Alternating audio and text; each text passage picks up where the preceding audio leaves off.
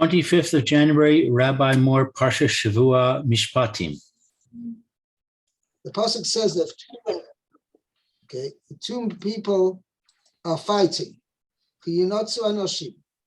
Okay, v'nogfu isha hara v'yotzu yoladeh.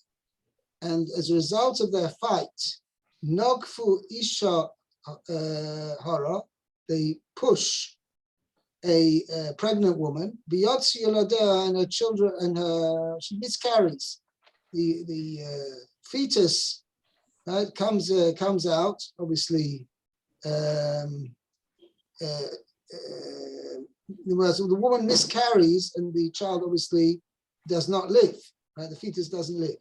But there's no oson as far as the woman herself is concerned. She herself remains alive. So it says, onesh, he should be surely punished. As the husband of the woman claims against him, so he has to give unosam biflilim in Besdin. That means biflilim through the judges. Plilim are judges. Okay?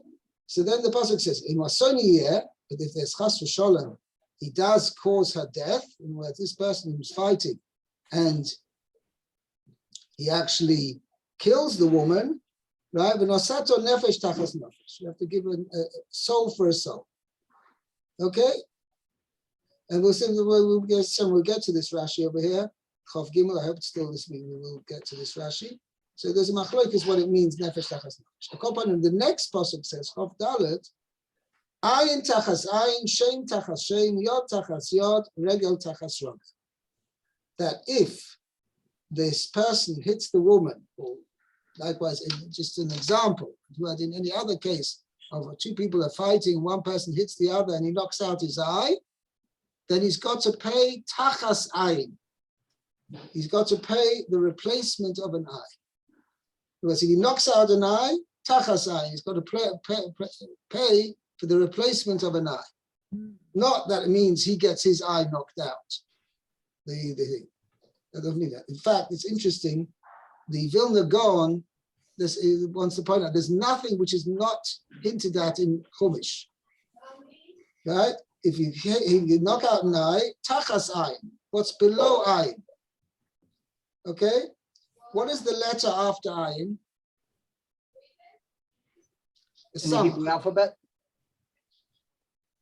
In the alphabet? In the alphabet, yeah. Hey. Pay, right, pay. Okay, what's the letter after Yud?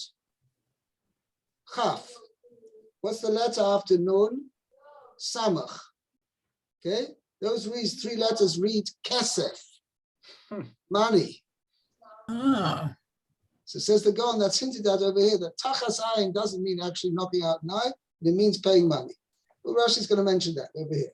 Akoponim, and similarly, if he knocks out a tooth, he's got to pay for the value of the tooth. Yod, tachas yod, he knocks out, he damages his hand, he is that how you say it? He puts the hand out of action completely, he's got to pay tachas yod, got to pay the replacement of a hand. Regel, tachas regel, similarly as well, if he knocks out his leg, he incapacitates the person's leg, then he's got to pay the replacement of a leg. So now, this is what Rashi is saying. So you see from this parsha over here that if one person damages another, he harms him and damages him, he's got to pay whatever damage he has done to him. In other words, whatever permanent damage he's done to him. That he's decreased the value of the person as a slave, as a human being, right? He's decreased his value to the extent whatever damage he's done to him. So he's got to replace monetarily, he's got to replace that value, he's got to pay him that value for which he has caused him now to be decreased in value as a human being. Okay, and that we generally measure as being a slave, meaning how his physical ability. Okay, the Maisa Chazal say that what happens if this guy was a jeweler? And he's expert, he has very skilled fingers. and now the guy smashed his finger. This other person smashed his fingers. So not only he doesn't just pay him because, well, okay, previously he could schlep 5 boxes of potatoes with his hand, and now he can't do that. No, the Gemara says that if he has skilled hand, if he's a skilled worker, and now he's incapacitated him, he's no longer able to use that skill, then he's got to pay the difference of, let's say, difference of previously he was a skilled jeweler, and now he's not. He's just all he can do with his hands is stop the traffic, become a traffic policeman, right? So just give me an example, whatever. But upon him, so that difference in value is now, that's what he has to pay. So this Parsha, however, this what we're discussing over here when we say Ayin Tachas Ayin, Shein Tachas Shein, is the permanent damage done to the victim. That the perpetrator, the one who's harmed him, he has to pay for any permanent damage done to him. Comes along the pasuk over here and says, okay, that's what Rashi is pointing out, that from the other parsha, which we just mentioned now, pasuk Chav Gimel, I would have said it only applies to what permanent damage he has done to him. Ayin Tachas Einu, lo yomadnu ela demei evarov, which means the value of his limbs, permanent damage that he's done to those limbs. Aval now, Lemaisa, the Gemara says, Rashi only mentions 2 of them, Sheves Veripui. There's actually, the Gemara learns out, there's Chamisha Dvarim, which is learned out, Nezek, Tsar, Ripui, Sheves, and Boishes. So Rashi correctly mentions that in this pasuk is only mentioned Sheves and Boishes, Sheves and Ripui. But there's also Tsar, and there's also Boishes as well, and I'll explain what they are. But anyway, let's first dwell on Sheves and Ripui. Okay, so we're going to see that in the next pasuk, Yud Tes. So we'll wait a second to explain that. Okay, one more Rashi over here. Nafal Mishkav. Nafal Mishkav, Targumo, Vipol Levutlam. Right. Lacholei Shemevatlu Mimlachto. Right. Means he will fall into a state that he is not able to work. Means he's confined to bed and he can't work. Any work whatsoever, not just the work he was used to doing, but if he's bedridden now, he's confined to bed, so he's not capable of doing any work. So the Gemara explains, and this is what we're going to see that this is the Sheves part, okay, that if a person harms somebody else, and the result of that, he's bedridden for 2 weeks. So besides the paying him for the damage done to him, he's also got to pay the fact that he is now totally incapacitated from doing any form of work whatsoever for the time he was confined to bed. He's not even to be, the Gemara says, the most simple job is to be a shomer kishuim, to be able to sit out in the field and make sure the birds don't eat the cucumbers. Okay? That is the most simple job, which the Gemara says. So he can't even do that. He can't be a shomer kishuim as a result of the injury which he's received if he's confined to bed. So therefore, that is what the time period which he has to stay in bed, that is called Sheves. That's he has to pay for him for that. Okay? Mm-hmm. Yeah. So, but that's anyway, Rashi's pointing out, but Nafal Mishkav means he is falling into a state where he is confined to bed and he cannot do any work whatsoever. Okay. Pasuk Yud Tes, Lou. Im yakum v'his halech b'chutz al mish'anto v'nika ha'makeh rak shivto yitain v'rapo yirapeh. If he gets up and he goes outside on his own power. Very good. The one who struck him will be absolved Very good. only for his sitting idle, Right. and he will surely give him a healing. He will surely pay for his doctor's bills. A little bit of a better translation over here. I'm sorry. Rak shifto yitain. He has to give him what he has fallen, that he has been idle from his work. For and he has to pay him any doctor's fees, medical fees. Let's see what I have it over here.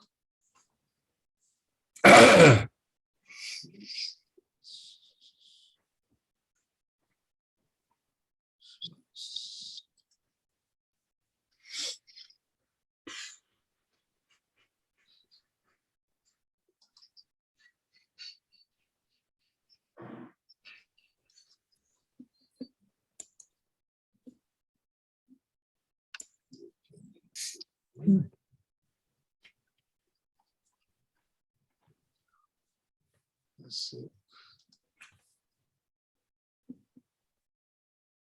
The Parsha 18. The main requirement says,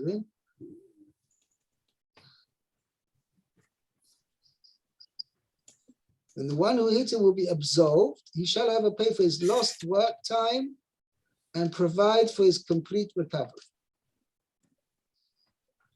Okay. Okay. On his own power, al bur yo v'chocho, concerning his health and his strength. Yeah. So what it means is, if he gets back to his former strength, the term used in Hebrew, al bur yo v'chocho means he gets back to his former strength. Means after he's been injured, now whatever time he was confined to bed, then if Yokom misalech bachutz, afterwards he goes outside al mishantoi with his former strength, then vinikoha makeh, then the makeh will be absolved, meaning for paying for any permanent damage. As we're going to see the next Rashi. So in other words, it's not enough that he can go out there under his own power if he's not at his full strength and health. He needs a walker, he needs a stick. So obviously he's lost his original abilities that he had before he was injured. What if he can walk without any assistance, but he can't hop? It depends what he needed hopping for his business, for his livelihood. If he didn't need to hop for his livelihood, then I don't see a reason why he should have to pay for it. Okay, so he doesn't have to be at full health and strength. He just has to be healthy and strong enough to do his parnasa. Correct. And what if he doesn't have a parnasa? What if he's a bacher?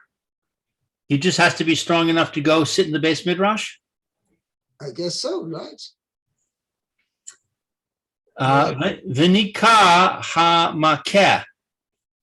The one who struck will be absolved. V'chi sa'aleh al da'ascha sheyeh hareg zeh shelo harag.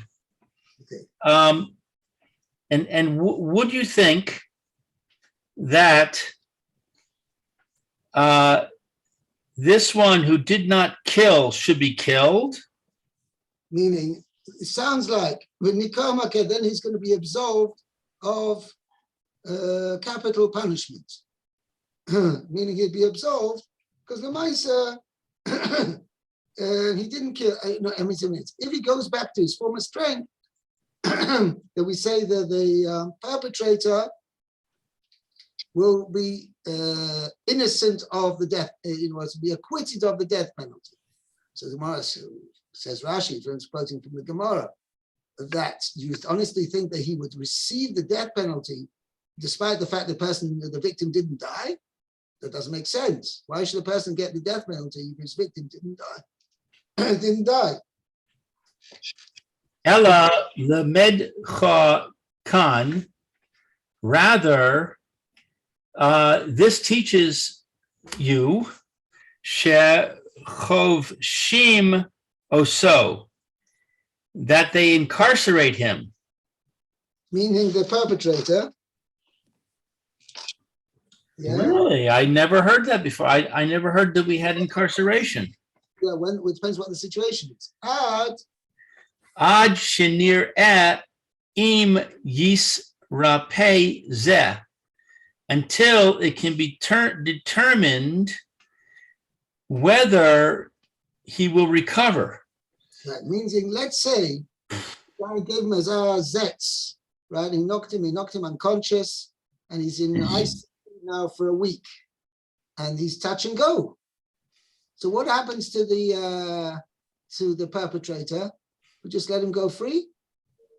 So that's the pasuk telling you over here. No, we hold him in custody till we see what's going to happen to the victim.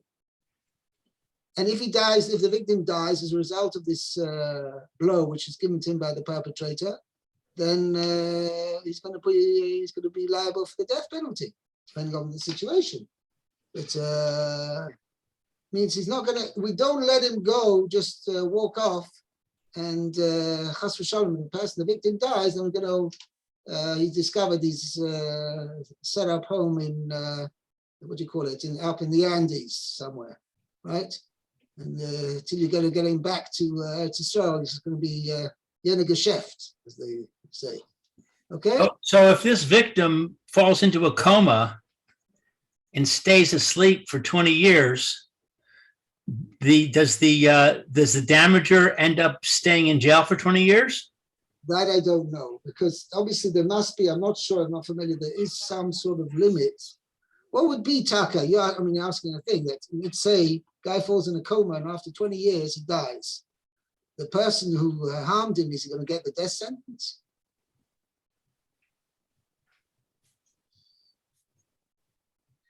Or vice versa? What if after 20 years that he comes alive, but his life has been ruined? Yeah, so then we got that comes under the levels of damages over here. Right. Well, that comes under this category, exactly to what extent the perpetrator is liable for damages. Okay, but we're saying going the other way, if he dies, then because it's a very interesting thing, we're going to see the next halachas, which I mentioned over here, which is an interesting thing, is if a man strikes his Kanani servant, and he doesn't die immediately, and he only dies after 2 days, so it's actually 24 hours, then the master is absolved of the death sentence. It's something which is l'chayra, not mitzvah bichlal. I'm not sure why. I can't say I don't know why. This is what the Torah prescribes. What the svara behind it is, I'm not sure bichlal. But that is the din we're going to see in the next pasuk Chof. But anyway, so it could be the pasuk telling you over here, when certainly comes to a regular Jew, right? One person hits another Jew or harms him to the extent that he dies 3-4 days later, right? Then for sure, then the perpetrator is liable for the death penalty. The question is, what's the limit? Maybe you're going to tell me. See, I'll suggest a svara over here, and that's the chayot we do make them. If this guy falls into a coma and after 20 years he dies, the fact that he died after 20 years, was that as a result of the blow which was given to him 20 years earlier? That's what we really have to decide. I would say most situations like that, true, the original blow put the guy into a coma, but his eventual death after 20 years is unlikely to be as a result of the blow. unfortunately, I do know of a case of a child. She was 5 years old at the time, I think. No, less, 4 or 5 years old. She, very sad, she got caught. It was a mitzvah sukkah, so they're taking out a bed from the sukkah, like one of these high rises, and it was like it had a box underneath the mattress at the top thing, like it had an opening thing. Anyway, her neck got caught underneath the thing sprang open, her neck got caught. Anyway, she was brain damaged and she was in a coma for how many years? About 12, 13 years. But eventually she was nifta. She was nifta from she caught an infection. She was in a special hospital, nursing home, and she caught an infection there. And that's the thing. But if she'd been a healthy person, would have been the case. Would she have also been affected to that extent? Who knows? But her eventual cause of death was not the accident. Eventual cause of death was she caught an infection. But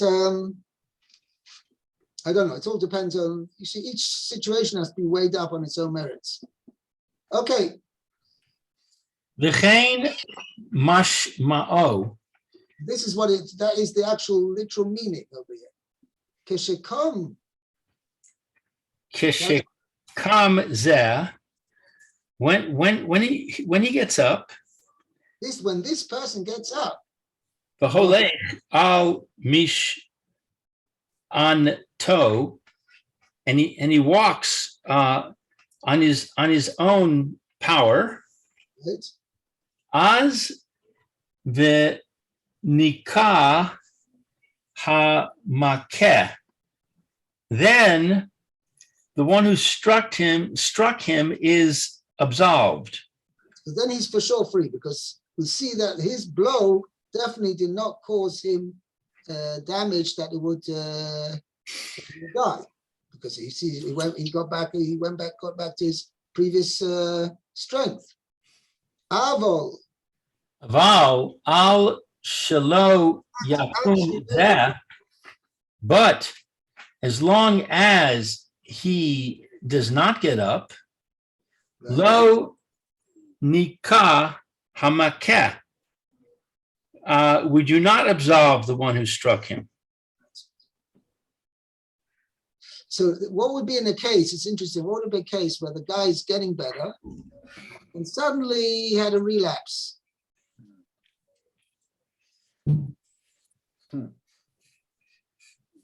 Well, then we could say there's grounds to, yes, make the makeh, the perpetrator, that he may necessarily be chayav, because he thought in Maisa that he was getting better, but in Maisa, whatever reason, there was a relapse, and although indirectly, but Lamaisa, it was still a result of the original blow. That's Lamaisa, he had a relapse and he died. So therefore, that's the Avika point over here, is that we keep this the makeh, the perpetrator, we keep him under I'm not sure necessarily lock and key, but certainly in custody, under observation, right? We keep him in hand, right? That he doesn't run away or whatever, till we actually see that the victim has fully recovered from the original blow. Okay?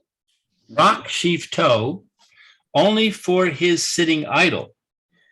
But bitul milachto machamas hacholi.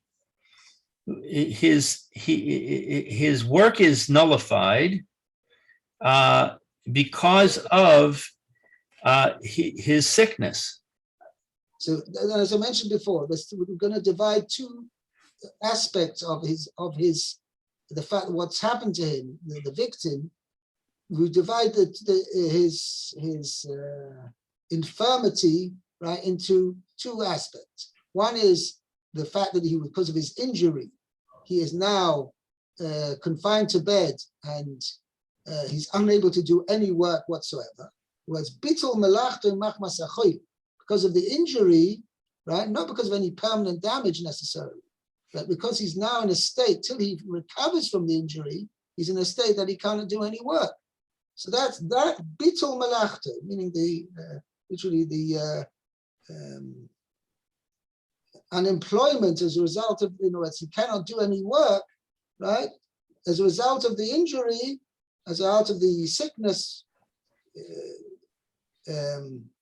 received as a result of the injury, that's the shiftoi, and that's as Rashi goes on to explain. Im kata yado o raglo, if he cut off his hand or his foot, ro'in bitul malachto mas hacholi. We view the nullification of his work due to his infirmity, Ki'ilu hu shomer kishu'in, as if he were a watchman over cucumbers. Right. Which, in other words, that's an example of a very low-paying job, right? Shaharei af le'achar hacholi, that behold, even after his infirmity, Eino Roy Lima Leches Yad Virego.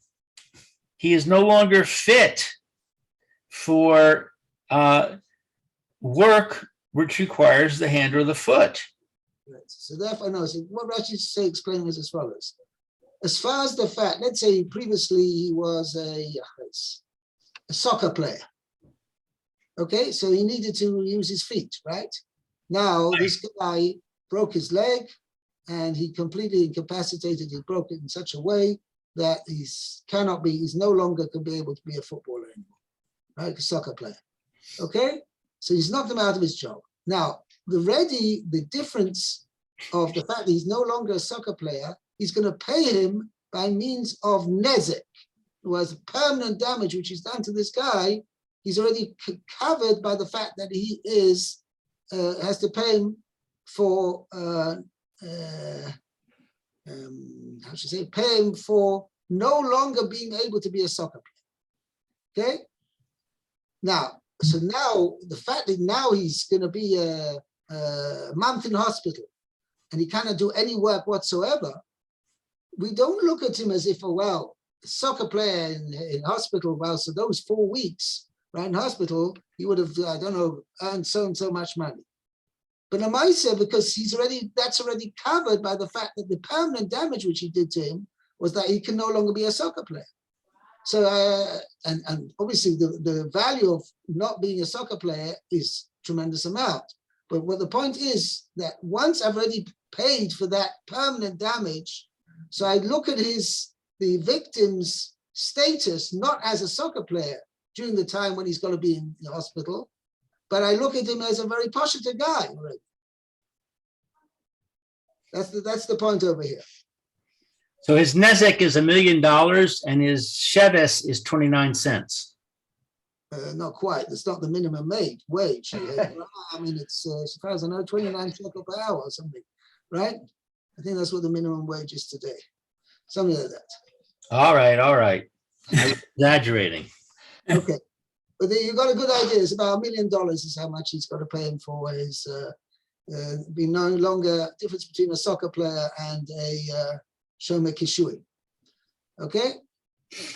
V'hu kavar nasan lo machmas nisko deme yado v'raglo. Because he already received, according to the damages or the nezek, what we said, the fact that he can't play soccer anymore, the value of his hand or his foot. Shneimar, as it says, Yad tachas yad, regel tachas regel. Hand for a hand, foot for a foot.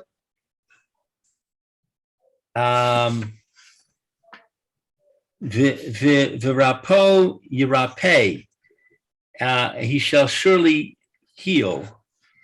Kid targumo, as the translation by Onkelos says, Yishalem sachar harufuah. He pays the fee of the doctor. Okay, va'aga asya yishalem. That's the thing. Isn't Rofa a doctor? Right. Asya haroifa, schar haroifa. That's I have the. Yes, I don't have. You have refuah. I don't have the word roifa. Haroifa, schar haroifa. The cost of the paying the doctor. Okay. Very good. I think we'll stop here. By the way, I mean, you're going to see when it comes to there's quite involved, halachas involved, how, to what degree, what does he have to pay for the doctor's fees? I mean, the guy has a medical insurance anyway, so he doesn't, he obviously will have to pay what he actually has to fork out. He doesn't necessarily have to pay his insurance premium necessarily, because he would have done that anyway. Can't the insurance company make a claim? Can the insurance man make a claim? Why not? Yeah, they can claim against the damager. Yeah. Okay. Very good. We'll hold it here. Go up to Pasuk Chof. Okay. Thank you, Rabbi. Have a great day. Have a good afternoon.